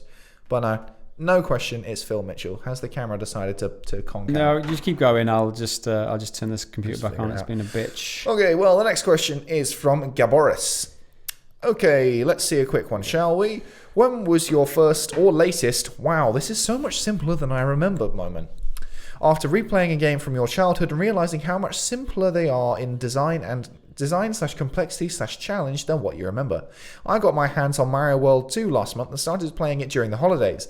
But instead of it being some grand world with so many levels and challenging bosses, it's just 7 bases, each with 3 minus 5 plus 3, blah, blah, 3 minus 3 5, to 5 plus 1 levels. 3, that, maths, and a basic jump on me thrice boss. It was still challenging and I died a few times, so the game is good, but I could actually comprehend what I got already and what's awaiting me. Okay, make that quick-ish. Yeah, that thing goes. All right. I don't know. I haven't gone back to any old games for a little while. Maybe something like Smash, because when Ultimate came out, I bought it pretty much straight away. Picked it up like riding a bike. You never forget. Yeah. But then going back home and then fighting my brother on it, and he and I were always kind of up and down over who was going to win. Yeah. But he generally won a bit when he's a little bit older. But then I battered him. I was just like, when were you ever a challenge? So your boss is in Mario World 2. My boss was my brother, and I kicked the shit out of him. There you go. I rarely go back to older games, but I haven't played Donkey Kong Country recently on the NES. What did they do? They re-released the mini NES or whatever. Yeah, that's pretty easy. The other one is Mario Kart, like Super Mario Kart from the original SNES version. That's easier than I remember. I remember you had to train it for weeks on that, but no, it's once you got it, I guess. Anyway, thanks to question, Mr. Gaboris. Metal Shark is next again in honor of cloney Shag Marry Kill games. Shag Marry Kill games set in 2020, and as for a bonus for Henry, all three are redheads. So this is Shag Marry Kill. So we're going with, first up, we've got Joanna Dark from Perfect Dark Zero. Next up, the next choice is we're furiously Googling here. Kinsey Kensington from the Saints Row 4. And the final choice is April O'Neil from Teenage Mutant Ninja Turtles. Turtles in Time. Is that the one specifically? Turtles in Time. All right, because there's different versions of it, so we better get it right. Turtles in Time. Is that this specific one? Oh, there you go. It's pretty classic. It's classic April. Yeah. Okay. So Metal Shark's answer, for a bit of context, it's a Shag for Joanna, a specialist in undercover operations. I like your thinking. That's not bad. Marry for Kinsey due to common interests. Because if I remember correctly, Kinsey Kensington from Saints Row, she's like their techie person, the guy behind who speaks to them in the walkie-talkie, and we all know Metal Shark's big tech head. And kill April as that perm and sense in fashion would grate. What's wrong with you? Her yellow jumpsuit it's great. I mean, did you say chub suit then? Chub suit. Well, there's something chubby poking out of the room top. For a chub in that suit. No, April's great. Yeah. Oh, I don't know. Joanna Dark, she's got leather. She's like a spy, right? If I remember from Perfect Dark. Something sexy about that, right? And you're absolutely right of undercover operations. So I think she's probably a Shag. Joanna's a Shag. I think Kinsey, I remember her really annoying me in Saints Row 3. Yeah. So I think she's going to have to be killed. And I'll marry April O'Neil. Because we almost had a consensus there. I think I'm going to marry her. Oh yeah, I mean April O'Neil looks like the marriable type of girl. She's a journalist, I think, if I remember rightly. Yeah. So if you ever trying to keep a secret from her, even if it's quite innocent, if there's like a birthday present and you're trying to hide it from her, she'll just. I think we're in agreement. Me and you are in agreement. We are marrying April O'Neil, shagging Joanna Dark, and Kinsey, she's getting bumped. Sorry about that. Sorry, love. And the very last question came from a post on Patreon from Patreon itself. Ewener sent you a message. Hey guys, 2019 was pretty bad for Bethesda, with Wastelanders coming out early this year. What do you think it will substantially restore their reputation? If not, when and how do you think they will have done enough to gain back gamers' trust and respect? Or to quote Jaskier, has that ship sailed, wrecked, and sunk to the bottom of the ocean? So Ewener obviously has some faith left in Bethesda yet. I'm not sure if I do. I'm not sure. If not, when and how do you think they will have done it? Well, the only way they can win back the gamers is if they bring out Starfield or Fallout 5, like a single-player Fallout game, single-player, or like Elder Scrolls 6, and it's awesome, right? And there's none of that bullshit, and there's no games as a service tagged onto it, or they're not trying to scheme people out of a in-game store, and there's it's not riddled with bugs, and you just get an awesome experience. That would be how they redeem themselves, and that's the only way to. They won't redeem themselves with an expansion to Fallout 76. There's zero chance that anybody's gonna, even if it's awesome, even if the Fallout 76 expansion is awesome, Wastelanders, people just don't want that. They want a single player Fallout game. So that's what they want. That's what they want. That's why they love Bethesda in the first place. That's how they won the respect in the first place. And they lost a lot of it with Fallout 76. So they can't. It's like trying to polish a turd at this point. Yeah, totally. You can't do that. So I'm sorry. I know you've got hope. I can tell by the way that you've questioned this, but I wouldn't hold out any hope for Wastelanders, even if it's awesome. Yeah, and we've spoken quite positively about delays and trying to see the positive angle, and then it's going to make something better. Wastelanders has been delayed, I think at least once. I think it might have been delayed twice. So even then, I don't even know if it will come out this year. Well, not early this year. I mean, I think that it will definitely come out eventually. But they've just opened like playtesters, like a very select. You got to apply to be like a playtester for it. But you have to sign an NDA first. And stuff. No. Yeah, there was a deadline the other day, so there are people playtesting it now. I'm guessing, so it's ready to be tested. But they'll never get all the bugs. They never do. They'll always introduce as many bugs as they take out with their update. I don't know. It certainly won't lost faith. Substantially. I've lost faith in them. Yeah, substantially restore their reputation. Absolutely not. It might get a little bit of good faith from the Fallout 76 community who are still playing, but it's not going to get anyone back for an extended period of time, I don't think. And there we go.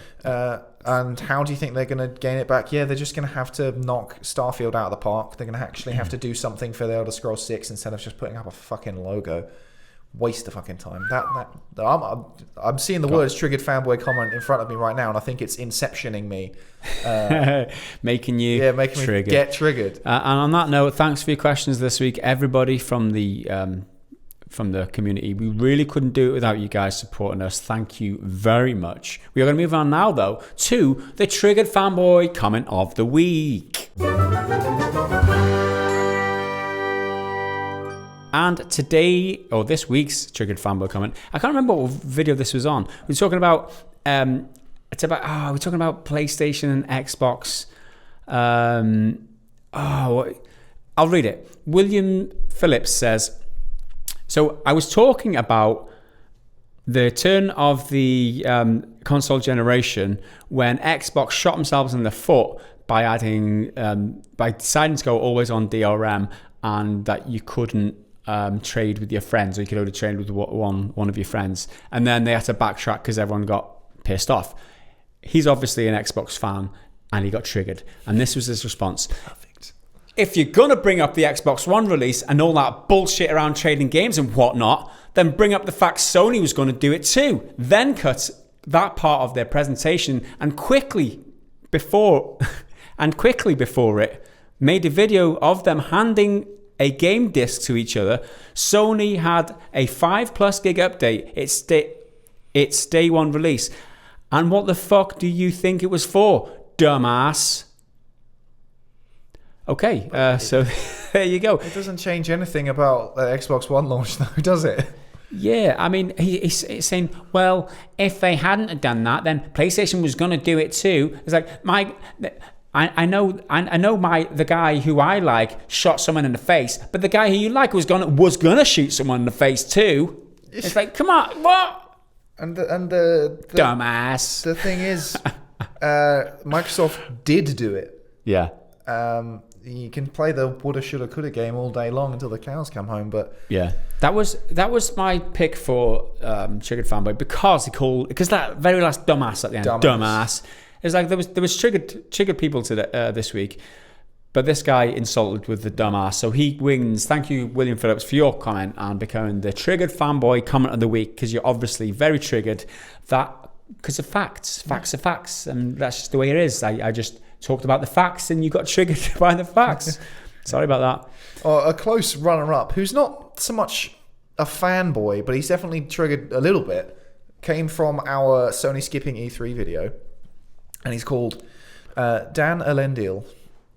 He says, thumbs down on one very simple thing. Who are you addressing this video to? If you're going to use unclear abbreviations, all I have to say is, grow up, or step away from the tree you just fell out of. If you're claiming to be a bloody journalist, then lesson 1 should be, make sure your audience understands what you're bloody saying. That's 2 bloodies, wow. I mean, the bloody apprentice.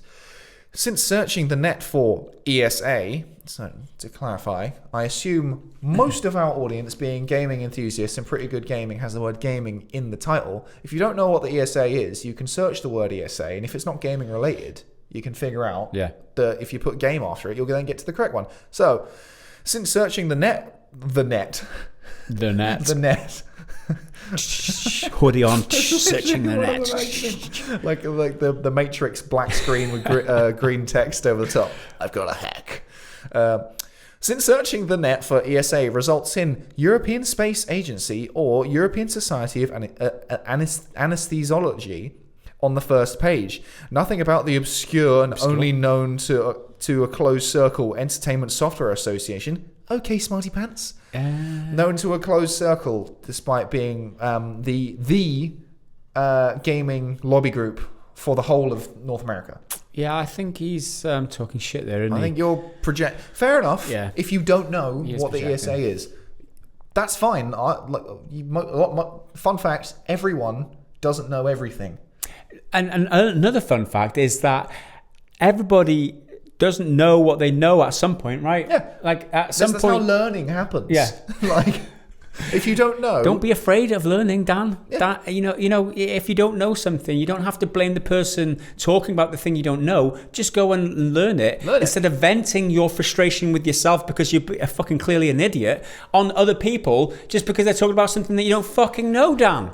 I mean, chances like if you don't know something, you go and find out, right? So that's classic. I like that. So if he types in ESA, okay, yeah, European Space Agency might come up. But if you're in Europe, your IP address is in Europe, then more likely European things going to come up, just like the European Society of Anesthesiology. I got it right perfectly earlier, but both times I fucked it up here. There's too many A's and E's. But so neither of those things are anything to do with fucking gaming. Why would I be talking about the European Space Agency? Why would just do a better Google search for ESA gaming? It'll come up. It'll be top. It is top. I've done it myself. And you're trying to patronise me by calling me smarty pants. By being a smarty pants. Because I knew something you didn't, and calling it a closed circle. You're claiming to be a bloody journalist, Henry. When did you claim to be a journalist? I don't claim to be anything. I'm just here to fucking go home and sleep. I'm really fucking Here tired. is a day job. Well, thanks for your... I mean, it was almost a triggered fan. He got 4 likes, so I guess a few people agreed with his point that they didn't know what the ESA is, but just go clarify your terms, find Henry. out. Clarify your terms. Didn't you learn that in high school? Clarify your terms. Even though literally in another video that week I defined what the ESA was, and I couldn't be asked to do it again for one line. How dare you not watch all of our videos? Wanker. God almighty, what the fuck are you playing at? You don't deserve the name Elendil from Lord of the Rings. Anyway, let's move on to a positive message. Now, this was a comment left on our video about the guy who increased his game sales of his game by 400% by putting it on Pirate Bay, and our discussion around DRM and why it's kind of irrelevant and it just causes more problems than it actually solves, because there are benefits to having more people play your game. Anyway, the Blue Knight comments: very interesting situation and a very good eye-opening video. It has completely changed the way I look at piracy. I always thought piracy was really bad, but that does not seem to be the case. I never pirated before, and I never will, but now I understand the other side of the story. I didn't think anti-piracy affected games so much, and if one is not in a situation to be able to afford games, there are other ways of supporting a game. Good comment, that. I like that. I think that just sums up why I enjoy making content like this, is so that we can deliver the information on the other side of the story, so we can educate people as well as entertain them as well. And you know, the Blue Knight has commented, and hopefully other people have maybe got the same sort of had the same sort of response of that video, that you know they enjoy it on 2 levels. It's like we entertain them at the same time as they might learn something too. So thanks for that comment. I did appreciate that one. I got one here from one video. Wait, what's it called? It's not a video. Well, technically it's the podcast from last week, and I just like the simplicity of it, because Gaz has been getting a fair few thirst comments recently. So there's Cog Skillet. Gareth is really hot. Just simple. There's been a few people commenting on your bicep gains. My gains. Although if you don't spell it with a Z, then it's not a real game, right?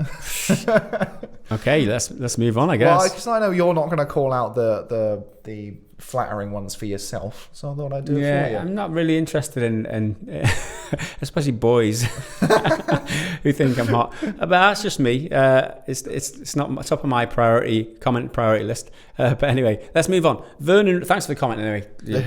Anyone who comments that I'm hot, I appreciate it because it adds to the engagement. So if you do think that, just feel free. Throw it down in the comments. Vernon Ray comments, stop the intro 3 stuff. Jeez, guy. It takes like 30 fucking seconds. Doesn't even take that, dude. No. It's like 19 seconds. I counted because it's almost the same. I'm me. It's a daily triple. 3 videos in 1 video with 0 faff. Let's do it. Then you start.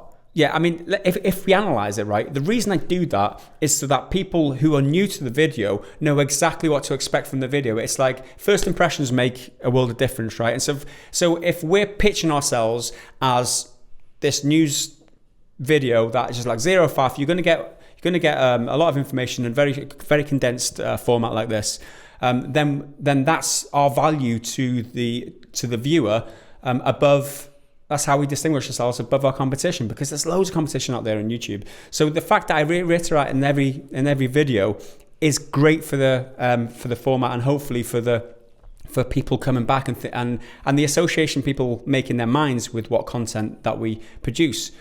If you hear that every single time in every video, it eventually gets through, and that's what you begin an association with. It's good for the channel. That's why so many people do repetitive intros, so you know what to expect when you watch the next video. So, but then if you bottom line is it's great. And if you took it out, well, you're supposed to just roll onto the first story with no introduction whatsoever. You just here's Activision doing guy. Something. Come on.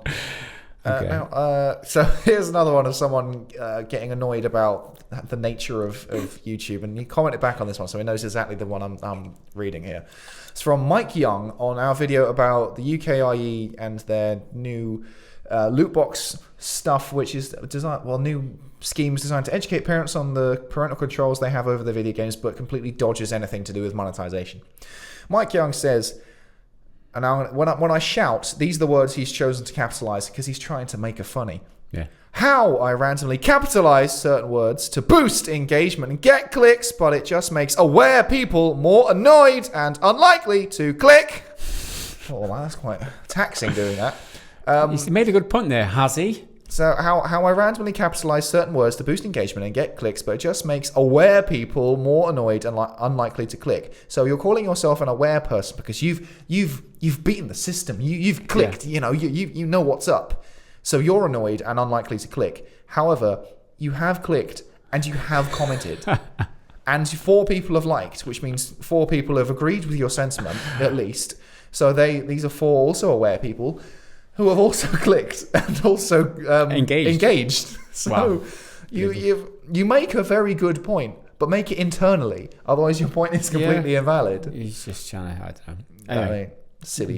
He's got a cute dog as his avatar. What an idiot. Moving on. Josuervo comments, hamburgers are not sandwiches. Where's this come from? Did we say something about hamburgers are not sandwiches? Because he said it a lot on a number of different videos. Every comment, he even throws it in there on the end of his... That's not a genuine comment, right? That's just a spam comment, let's call it at this point, although we do appreciate the comments, right? But I've noticed that he does make a legitimate comments, and then at the end of it he puts, and by the way, hamburgers are not sandwiches. We said something about this, but I mean, hamburgers are sandwiches. It's 2 pieces of bread with a filling. It's a sandwich, right? It's a sandwich, yeah. It's just you call it a burger, but it's still a fucking sandwich. So, I mean, there are other instances that a wrap is arguably a sandwich because it's still technically bread. Let's not get into that. Let's move on. Have you got another one? I did somewhere, but I think I've just lost it. Okay. Naze Jindra says, I like this one. What's faff? He spells it with a single F. Single F, a single F. What's faff? I doubt there's none of it. I doubt there's none of in the video. I feel faffed by you telling me there is none. I don't think faffed is something that you get. Or do. Something that happens. I feel faffed. One does not get faffed. I think he's imagining that it means bullshit. Zero bullshit. Oh, I feel bullshitted. I do think faff is a particularly British term. Like, that's why I used it. Yeah, that's why I used it, because it's character, it's right? part of the brand. Because the people are like, what does faff mean? Yeah. And from America, they're like, I'll have to Google faff, because if they hear it often enough, it's part of the uniqueness of the channel. That's the reason I used faff. Is to have you ask that question, what faff is. So congratulations, you've proven me right again. I love it. I love when a plan comes together. Have you got one? There's just one that just said unsubbed, and then someone. So it's like, you know what, whatever, unsub if you like. And then someone comments back, then do. No need to want attention for it. Exactly. I like that follow up comment better. Yeah. There was my last one. I came here for looking for phase. I came here looking for faff, and I found none. Disappoint. I mean, sorry. You'll find plenty of it in this fucking podcast. I'll say that. Sorry about that. Yeah, podcasts on the longer videos that we do. We still do them. But there you go. That's our comments for this week, and that's it for the YouTube comments. Let's move on to our final segment of this week, which is the dad. I forgot about this joke of the week. What a great way to end things. And the dad joke of the week. Get ready for the weekend. It's a Friday. Are you all ready? Why don't polar bears eat penguins? Why? They can't get the wrapper off. How did you not know that one? Well, in my head, I was like, because they live on literally the opposite sides of the planet. Polar bears live in the Arctic, and penguins We're live in the talking about those Antarctic. penguins, Henry. We're talking about the chocolate biscuit variety. Pick up a penguin. I haven't had a penguin for ages. Penguins are great. There you go. So that is it for our podcast for this week. We did run into an hour and 45 minutes pretty much, but we enjoyed it anyway, so it doesn't really matter. Thanks for watching. Thanks for commenting. Thanks for subscribing. Thanks for clicking the like button on the videos. Thanks for commenting. Thanks for supporting us on Patreon. All those things help engagement. If you don't have money to give us on Patreon, to donate to us, click like on the videos. It really, really helps. Comment on the videos. Again, really, really helps. So appreciate everybody for supporting the content and the channel. So from Henry and I, we will see you again in the next video next week. Until then, bye for now.